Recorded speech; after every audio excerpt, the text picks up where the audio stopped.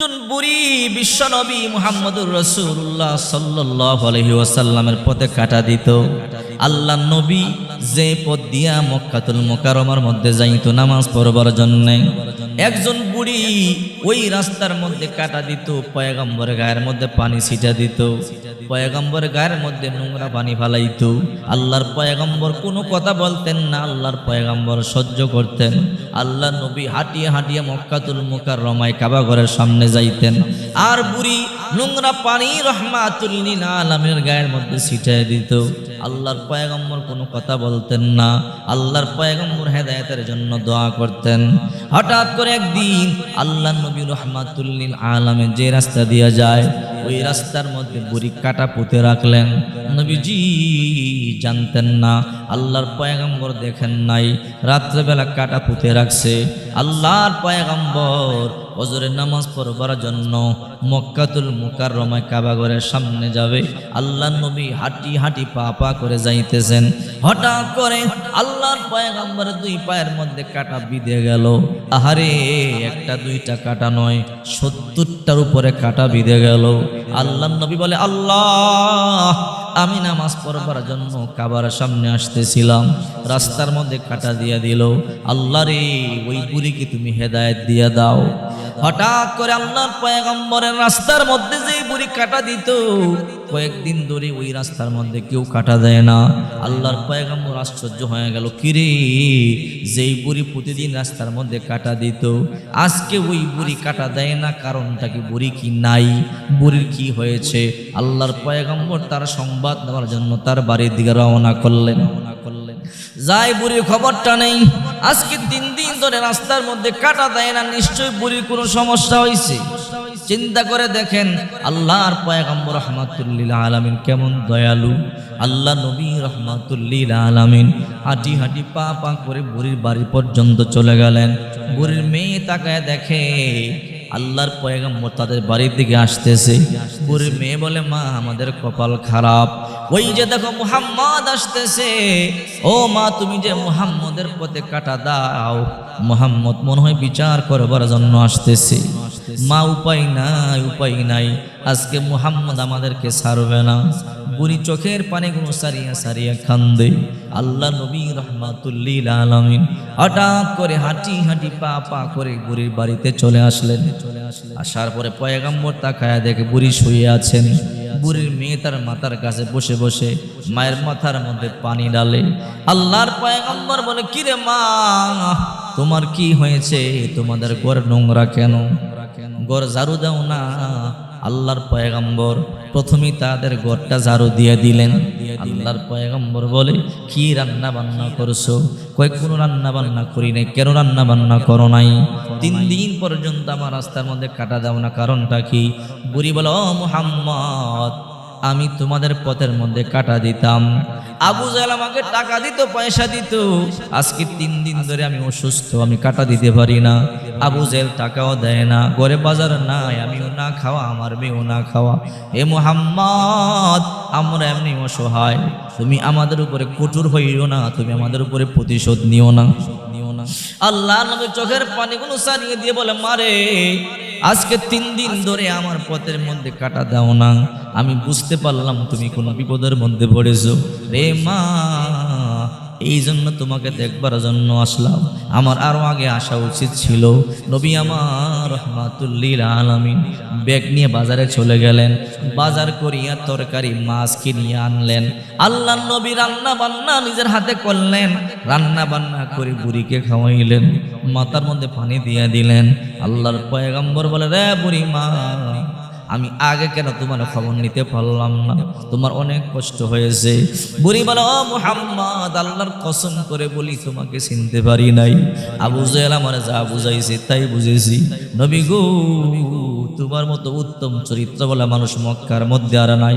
রে মুহাম্মদ, না বুঝিয়া বহুদিন তোমার পথের মধ্যে কাটা দিছি।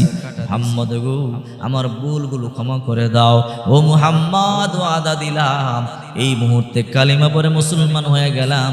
লা ইলাহা ইল্লাল্লাহু মুহাম্মাদুর রাসূলুল্লাহ সাল্লাল্লাহু আলাইহি সাল্লাম চিন্তা করে দেখেন আল্লাহর পয়গম্বর আদর্শ কেমন সুন্দর ছিল, আল্লাহর পয়গম্বরের চরিত্র কেমন সুন্দর ছিল।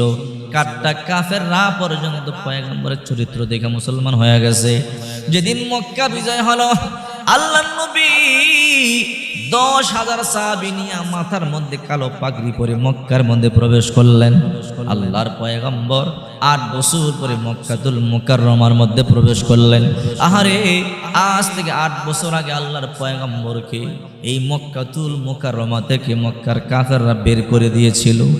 8 বছর পরে আল্লাহ নবী পূর্ণ শক্তি নিয়ে 10,000 সাহাবী নিয়ে আল্লাহর পয়গম্বর মক্কার মধ্যে প্রবেশ করলেন। এই সংবাদ যখন মক্কার কাফেররা শুনল, মক্কার কাফেররা পাইল, মক্কার কাফেররা পালায়ন শুরু করলো, মক্কা সারিয়ে ভাগা শুরু করলো। কেউ কেউ গুহার মধ্যে আশ্রয় নেওয়া শুরু করলো। একজন বুড়ি গাটুরি নিয়া যাইতে বড় কষ্ট হয়। ওই বুড়ি আল্লাহর পয়গম্বরে চিনতে পারে না। ওই বুড়িও মক্কা ছাড়িয়ে চলে যাইতেছে। আল্লাহর পয়গম্বর গিয়া দেখে বুড়ির গাটুরি বহন করতে বড় কষ্ট হয়। আল্লাহর পয়গম্বর বলে, মা, এই গাটুরি বহন করতে তোমার বড় কষ্ট হয়, দাও তোমার গাটুরি বহন করে দেই। আল্লাহর পয়গম্বর বুড়ির গাটুরি মাথার মধ্যে নিয়ে বুড়ির পিছনে পিছনে যায় আর গল্প করে বলে, মা, কই যাও, তুমি কোথায় যাইবা? বুড়ি বলে, রে বাবা, তোমার আমি চিনি না, কে তুমি? তারপর তুমি যেহেতু জিজ্ঞাসা করলা তোমারে বলি, শুনেছি মুহাম্মদ নাকি আজকে মক্কার মধ্যে আসছে, মক্কা দখল করছে, এই মক্কার মধ্যে আর থাকবো না। অত্যাচারী জালেম মুহাম্মদের অত্যাচার থেকে বাঁচার জন্যই মক্কা ছাড়িয়ে অন্য কোনো দেশে চলে যাব। এমন গল্প করে করে বহুদূর চলে গেল। বহুদূর যাওয়ার পরে বুড়ি বলে, রে বাবা, এখান নিরাপদ জায়গায় গুহার মধ্যে আমি আজকে দিনটা কাটাবো, পরে রেস্ট করে পরের দিন এই গুহা থেকে অন্য কোথাও চলে যাব। রে বাবা, তুমি আজকে আমার বিপদের সময় বড় উপকার করলা। রে বাবা, এই টাকাগুলো ধরো, আমার কাছে বেশি টাকা নাই, আজকে আমার বিপদের দিন, আমার বাবা মায়ের বিটা সারিয়া যাইতেছি, সব সম্পদ ফালায়া যাইতেছি। রে বাবা, এই কয়টা টাকা আমার কাছে আছে, তোমার দেওয়ার মতো আর কিছু নাই। আল্লাহ নবীর টাকাগুলো হাতের মধ্যে নিয়ে বলে, মা গো, আমার লাগবে না, আপনি রাখিয়া দেন। কেন রে বাবা? ও মা, জন্মভূমি ছাড়িয়ে যাওয়া কত কষ্ট, এটা আমি ভালো করিয়া জানি, তুমি কেমনে জানো? বলে, মা, জন্মভূমি ছাড়িয়ে যাওয়া কত কষ্ট আমি জানি, কেমনে জানো? আজ থেকে 8 বছর আগে মক্কার লোকেরা আমাকে তাড়িয়ে দিয়েছিল। আমি আমার মায়ের বিটা, আমি আমার বাবার বিটা সারিয়া জন্মভূমি সারিয়া মদিনাতুল মুনাওয়ারা গেছিলাম। ও মা, এতক্ষণ পর্যন্ত আপনি যারা গালি দিলেন, আমি সেই হতভাগা মুহাম্মদ, আসলে আমি অত্যাচারী নই, জালেম নয়।